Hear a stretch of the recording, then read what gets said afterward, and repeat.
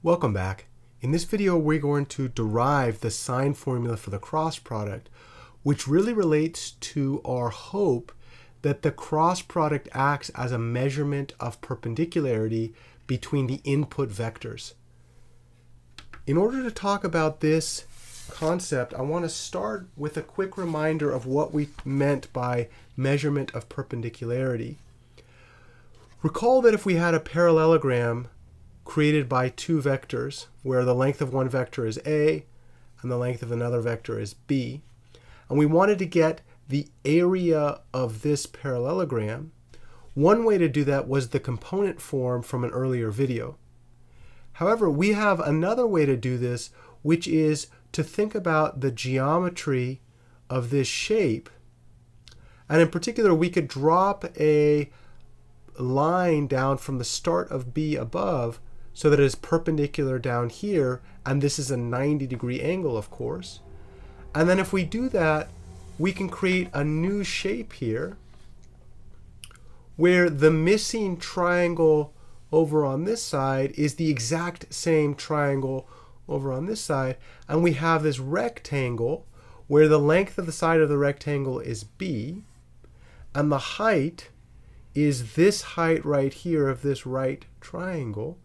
But we know that that height can be written in terms of the angle between A and B. This side down here is of length B.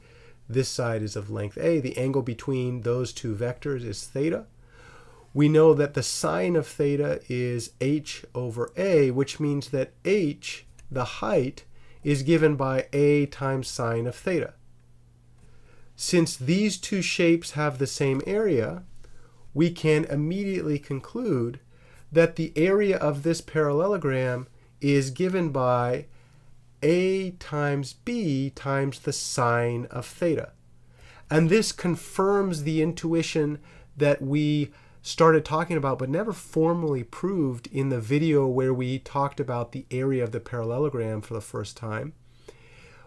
As theta gets larger or closer to 90, that means that your sine gets closer to 1, so we're maximizing the area based on A times B. On the other hand, as theta gets closer to 0, the sine gets closer to 0, and then since A and B are constant, this total area goes to 0, which means that indeed the area of the parallelogram is a good measurement of theta.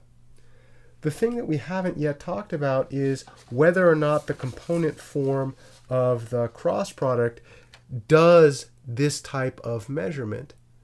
We use the intuition from the component form of the area for parallelity or perpendicularity to get there, but we haven't shown that indeed this holds. So what I want to do is introduce kind of an interpretation from using that last diagram based on vectors in R3. So you're going to need to use your imagination for a minute. Pretend you're given two vectors in R3, x and y.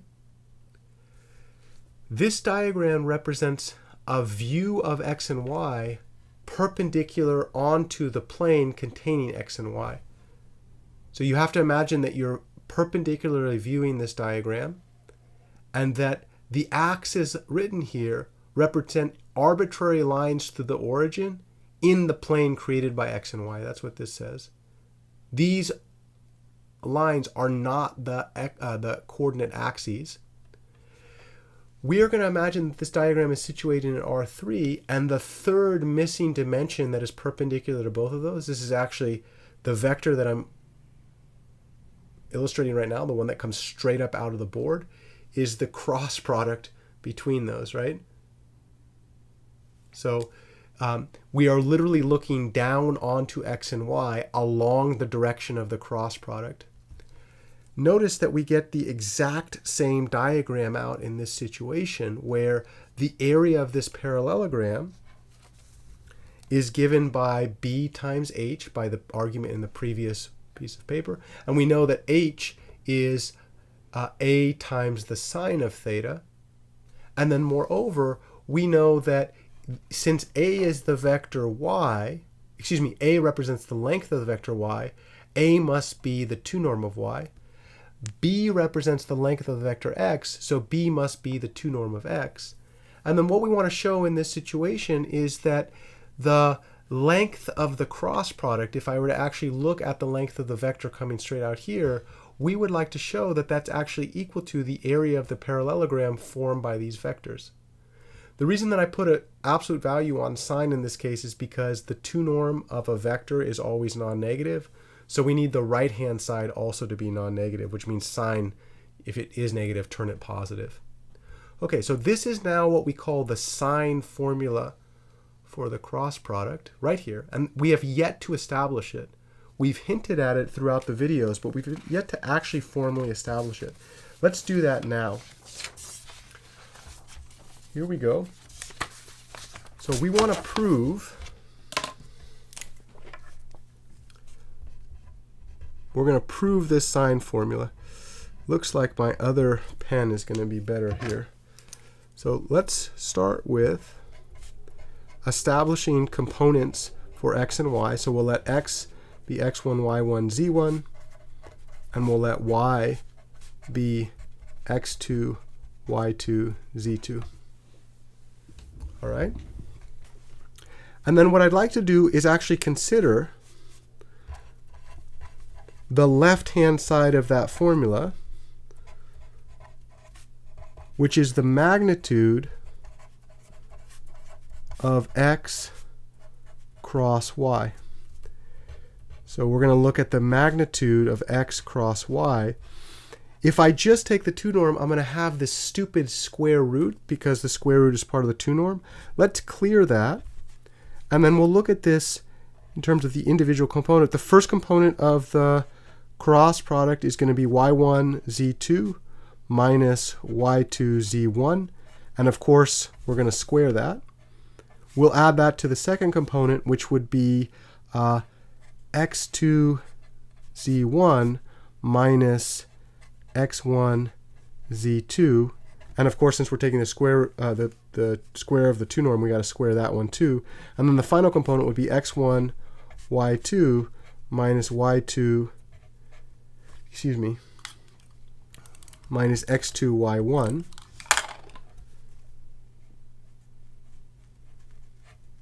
Okay. Each of these is going to be a perfect square trinomial, so we can write this as y1 squared z2 squared minus 2. Let's start with the y's, y1, y2, z1, z2, and then of course we're going to add this scalar squared. Okay, so that takes care of the first one.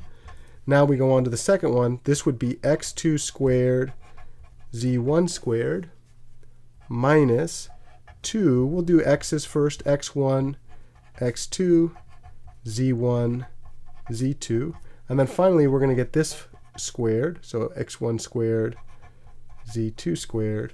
And then the last term here would be to square this trinomial, which would be the first entry minus 2, because when I take that, FOIL it if you're so excited about that. That would be x1, x2, y1, y2, and then finally this would be x2 squared times y1 squared. Okay, so now we've got this beast of a formula for the square of the magnitude of the cross product. And I would encourage you to either sit in a room for the next 6 hours and do nothing else but figure out a way to translate this into something that you know, or trust that somebody that has done this before you. And in this case, I'll present to you the way that I might think about this. The proof that I'm presenting I did not make up, but I have studied it for more than a few minutes. So here we go. What I'm going to claim is hidden within this is both a copy of the magnitudes times each other and a dot product. We'll start here. The magnitude, let's just try to find the magnitude of x squared, which would be x1 squared plus y1 squared plus z1 squared. And then if we multiply that by the magnitude of y, this is x2 squared plus y2 squared plus z2 squared. And what's really interesting about this is going to be three distributivities. We'll do the first ones first. This would be x1 squared times x2 squared plus y1 squared. We're distributing x1 first. So this would be x1 squared y2 squared plus x1 squared z2 squared. Okay, so that gives me the first one and all those three. Next one would be y1 squared x2 squared plus y1 squared y2 squared plus y1 squared z2 squared. And then finally we're going to distribute the z1 squared x2 squared plus z1 squared y2 squared plus z1 squared z2 squared. And the reason that I want to show you that this would actually show up, it would take you a few minutes to see this, but take a look at this. X1 squared y2 squared, boom. X1 squared z2 squared, boom. Y1 squared x2 squared, there we go.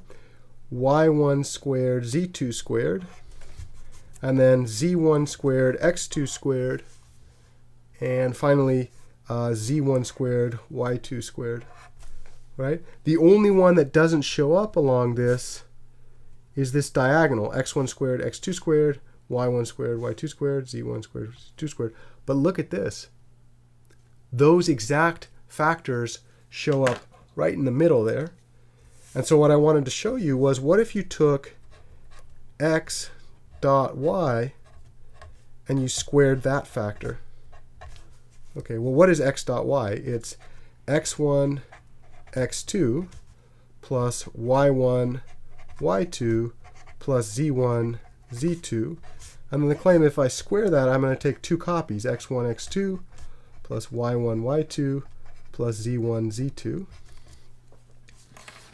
Okay, so now we're going to go ahead and find out what this looks like. And again, we're going to do the same distributivity. There are three copies, so there's going to be a total of 9. So here, the first one, let's go ahead and distribute x1, x2 over the right-hand side there. So this would be x1 squared, x2 squared, plus x1, x2, y1, y2, plus x1, x2, z1, z2. So now I've distributed this one over here. Let's move on to this one. I'm going to add y1, y2 times x1, x2. I'll get a copy down the middle, y1 squared, y2 squared, and then finally y1, y2, z1, z2. So now I've distributed this. And now I have my last copy here, z1, z2, x1, x2 plus z1, z2, y1, y2, and then I've got z1, z2 squared. Well, check this out. This actually gives me x1 squared, x2 squared, plus 2 x1, x2, y1, y2. Do you see them? So I'll go ahead and just cancel them out as I attack them. And then I've got plus y1, y2. Each of those is squared. And then I've got something like 2 copies of y1, y2, z1, z2. So that takes care of this one and these ones. And then finally I have z1 squared, z2 squared plus 2 x1, x2, z1, z2. And those take care of the other 9 there. But check this out.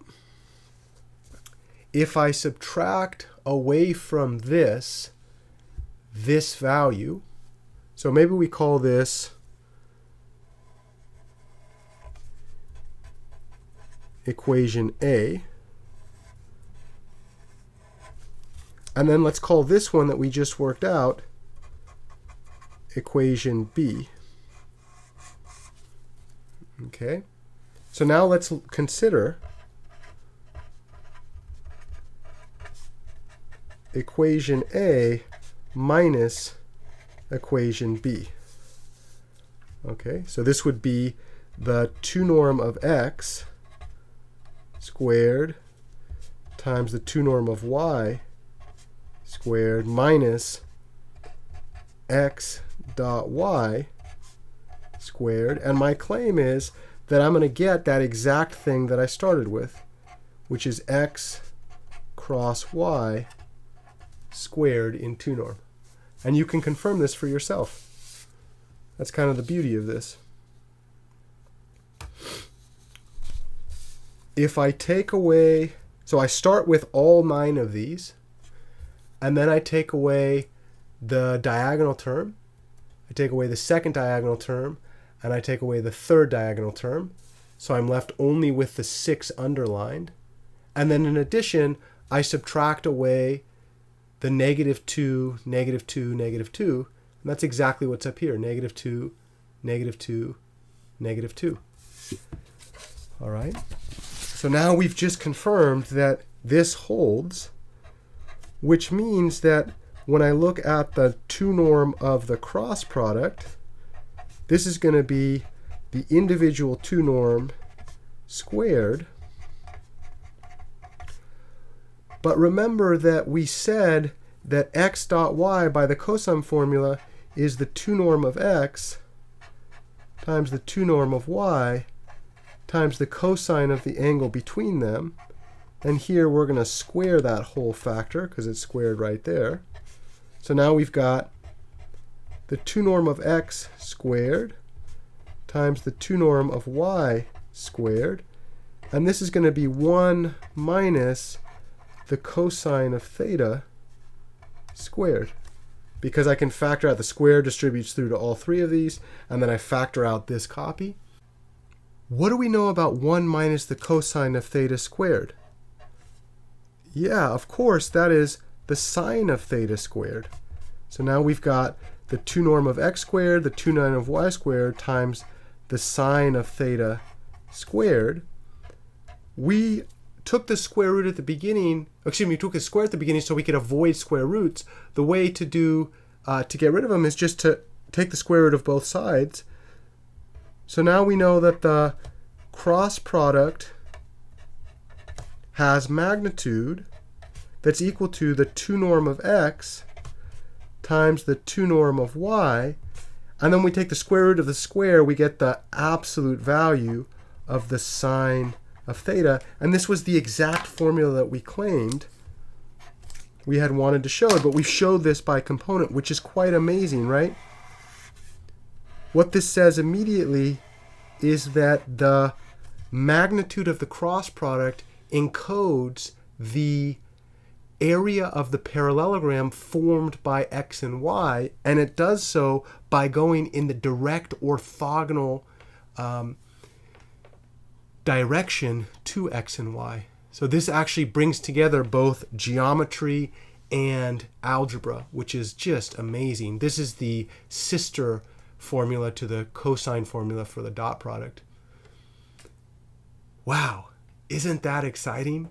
We just got through one of the most powerful formulas for the cross product based on our algebra. I hope you noticed how clean and neat this writing is. I'm really trying to show you how to not get into problems. There's a very specific reason why I had you write math like this, and this was because when the going gets tough, the tough write neatly. In the next video, we'll take a look at an example of how to use this in practice. See you there.